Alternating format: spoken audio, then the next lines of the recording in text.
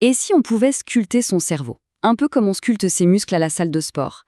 Grâce aux incroyables découvertes de la neuroscientifique Wendy Suzuki, on va voir ensemble comment se construire ce qu'elle appelle un cerveau gros, gras et moelleux.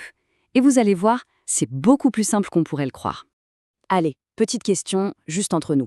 On passe un temps fou à la salle, on fait attention à ce qu'on mange, mais honnêtement, combien de temps est-ce qu'on consacre vraiment à notre organe le plus précieux?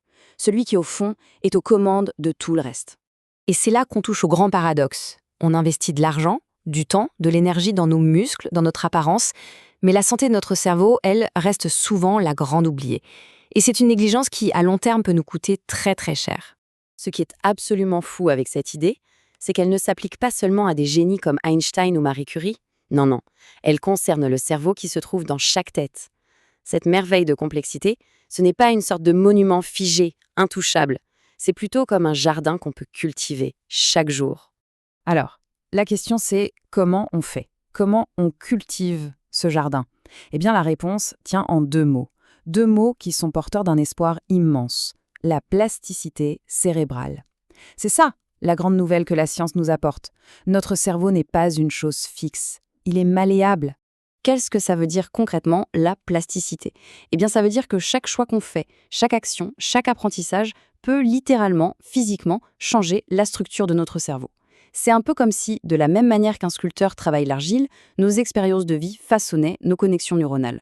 Il y a une expérience fondamentale de Marianne Diamande qui l'approuvait de façon éclatante. Elle a pris des rats et en a placé certains dans un environnement hyper stimulant, une sorte de Disneyland pour rongeurs avec des jouets et des congénères. Résultat, leur cortex cérébral est devenu plus épais que celui des rats qui étaient restés isolés dans une cage toute vide.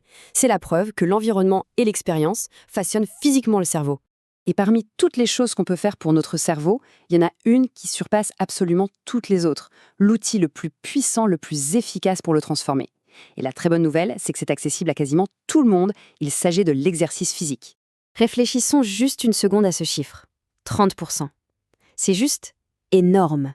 Une simple marche, quelques fois par semaine, peut avoir un impact aussi massif sur notre avenir cognitif. Franchement, c'est l'un des meilleurs retours sur investissement pour notre santé qu'on puisse imaginer.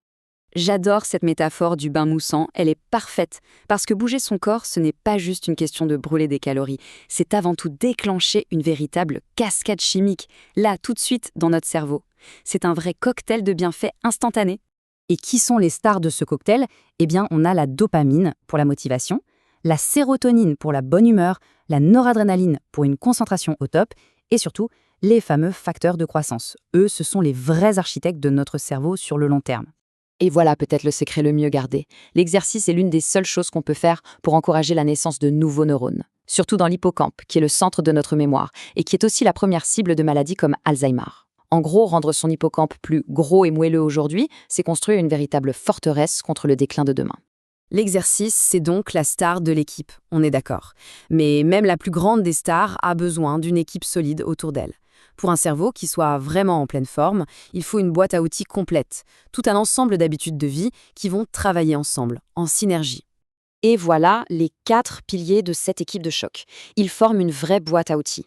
Chacun de ces éléments est un levier hyper puissant pour optimiser le fonctionnement de notre cerveau.